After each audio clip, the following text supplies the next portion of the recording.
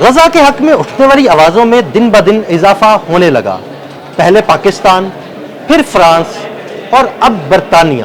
جی ہاں بالکل، برطانیہ نے بھی فلسطین کو تسلیم کرنے کا اعلان کر دیا. اس سارے معاملے پر عامر رضا سے بات کرتے ہیں.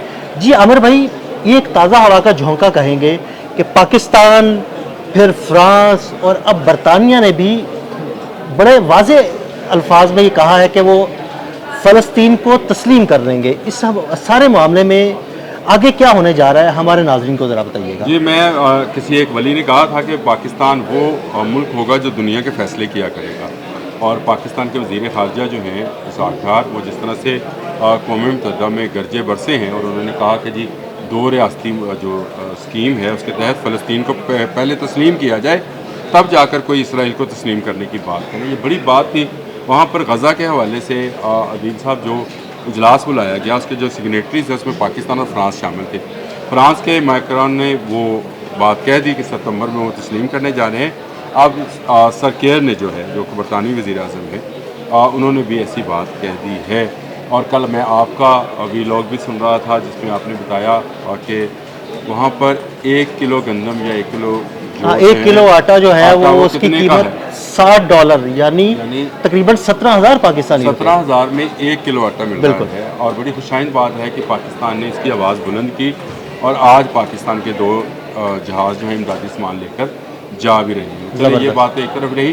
اب آ جاتے ہیں پرائم منسٹر آف UK کی طرف، سر کیئر کی طرف. اور یہ 2002 میں جو ہے یہ کوئنز کی جو کمیٹی ہوتی ہے، اس کو کوئنز کمیٹی کہتے ہیں، کوئنز کونسل میں یہ شامل کیے گئے تھے.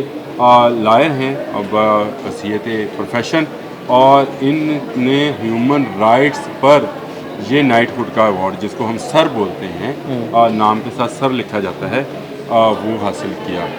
یعنی انہوں نے دنیا بھر میں جہاں جہاں انسانیت کے خلاف کام ہوا یا انسانوں کے خلاف کام ہوا، وہاں پر آواز اٹھائی، جس پر وہاں کے UK نے نائٹ ہوڈ کا خطاب 2014 میں دیا، جس کے نام کے ساتھ سر لگتا ہے.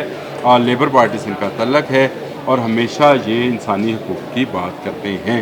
اب بھی انہوں نے یہ جو بات کی ہے، اور انہوں نے کہا ہے کہ ستمبر میں وہ فلسطین کو تسلیم کرنے جا رہے ہیں. یہ بہت بڑی بات ہے. برطانیہ وہ ملک ہے جس کو آپ بھی سمجھتے ہیں کہ اصل میں عرب کی تقسیم، جو عثمانی سلطنت تھی، اس کی تقسیم برطانیہ کا ایجنڈا تھا.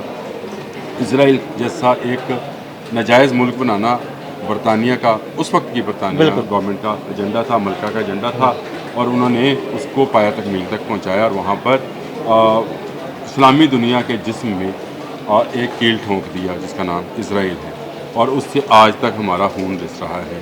اور غزہ میں جو اس وقت بچوں کی حالت ہے، کل آپ ہی اپنے ویلاگ میں بتا رہے تھے، اس سے پہلے بھی 2 دن پہلے بھی آپ نے اس طرح کی کیا تھا، اور انسان کے وہ جو رونگٹے ہیں کھڑے ہو جاتے ہیں. بالکل کوئی شک نہیں. کس اچھے ماحول میں کھڑے ہیں، کھانا کھاتے ہیں، بچوں میں جاتے ہیں، ہنستے کھیلتے ہیں. 2 سال سے ان لوگوں نے، ان کے چہروں پر ہنسی کسی نے نہیں دیکھی، اور بچے بھوک سے بلک رہے ہوں. اور یہاں پر بچہ ذرا سا روئے تو ہم کہتے ہیں کہ یار اس کو دودھ دے دو، اس کو کھانا دے دو، یہ بھوکا ہوگا. تو وہاں تو کئی دن کے بھوکے پیاسے بچے، بڑے، مائیں، باپ، بھائی، بہن، سب بلک رہے ہیں. بہت خوفناک دنیا جو ہے اب اس کی طرف متوجہ ہو رہی ہے. کل جو سر کیئر نے خطاب کیا، میں تو سر کہوں گا، ویسے وہ اپنے نام کے ساتھ لگانا پسند نہیں کرتے ہیں. وہ کہتے ہیں کہ دنیا میں کیونکہ انسانی حقوق جو ہیں ابھی مکمل طور پر بحال نہیں ہوئے. لیکن چلیں سر کیئر ہم تو کہیں گے، کیونکہ یہ خطاب انہیں ملا ہی انسانی حقوق کے حوالے سے. انہوں نے جو خطاب کیا، انہوں نے بھی یہی کہا کہ ان بچوں کی تصویریں دیکھی نہیں جاتی ہیں، ان بچوں کا رونا دیکھا نہیں جا رہا ہے، جن کو صرف اس لیے مارا جا رہا ہے کہ وہ اپنا گھر چھوڑنا نہیں چاہتے.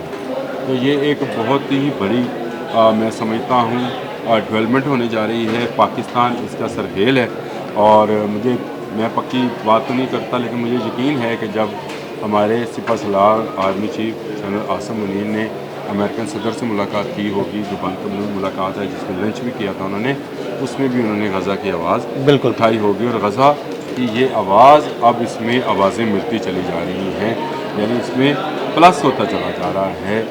کل فرانس اس میں پلس ہوا، آج برطانیہ پلس ہوا. 2 بڑی قوتیں ہیں چین پہلے سے اس پر آواز اٹھا رہا ہے، رشیا ہے، ایران ہے، پاکستان ہے، ترکی ہے. تو میں یہ سمجھتا ہوں کہ یہ اسرائیل مخالف بلاک جو ہے یہ آہستہ آہستہ مضبوط یعنی ہوتا یہ چلا جا آپ رہا ہے. بڑے سادہ الفاظ میں یہ بھی کہہ سکتے ہیں کہ آخر مغرب کی آنکھ بھی کھلنے لگ گئی. آج آپ کو میں بتا رہا ہوں اگست جو ہے یہ غزہ کی آزادی کا مہینہ ہوگا انشاءاللہ اور اسرائیلی افواج واپس چلی جائیں گی اور غزہ کے لوگوں کو جو ہے ان کی کھوئی ہوئی ملکیت جو ہے وہ واپس ملنے جا رہی ہے.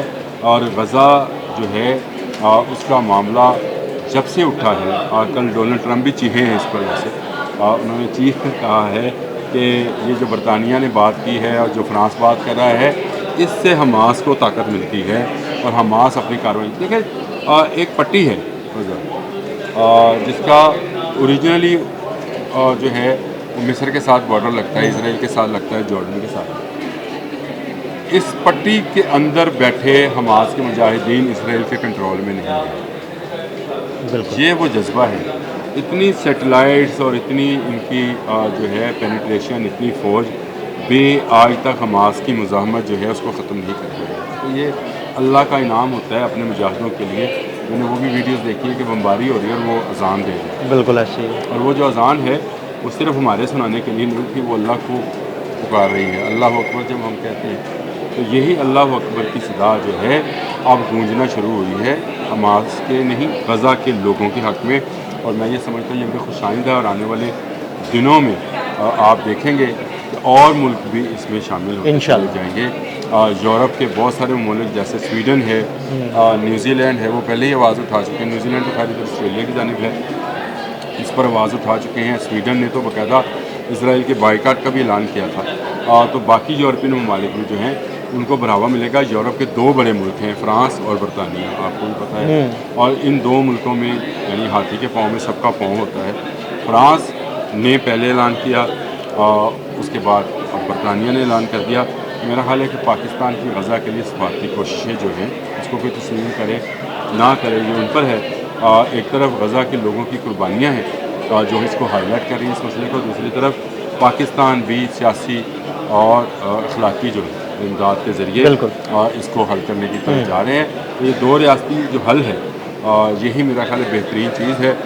فوجیں واپس اپنے اپنے ٹھکانوں پہ چلی جائیں. آپ کچھ دن پہلے آپ نے اپنے ایک ویلاگ میں بھی یہ بات کی، میرا اور آپ کا ہی ویلاگ تھا جس میں آپ نے تب بھی یہی بات کی کہ شاید دو ریاستی حل ہی جو ہے نا وہ بہتر آپشن ہوگا. آپشن یہی ہے اور اگلا ماہ جو ہے یہ اس جنگ بندی کا اعلان ہوگا اور شاید اس کے بعد امریکہ بھی اس دو ریاستی حل کو تسلیم کر لے.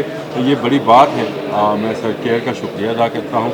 پاکستان کے جو ہماری سفارتی کوششیں ہیں اس کا بھی شکریہ ادا کرتا ہوں اور دعا گو ہوں کہ غزہ کے لوگوں کو اللہ تعالیٰ ان کی سرزمین واپس کرے اور وہاں سے جبر کا اور جو جینوسائڈس کا جو ان کا قتل عام ہے اس کو ختم فرمائے اور وہاں کے بچوں کے چہروں پر بھی خوشی آئے. انشاءاللہ تعالیٰ اگست میں ہمارا یوم آزادی بھی ہے، غزہ کا بھی یوم آزادی انشاءاللہ.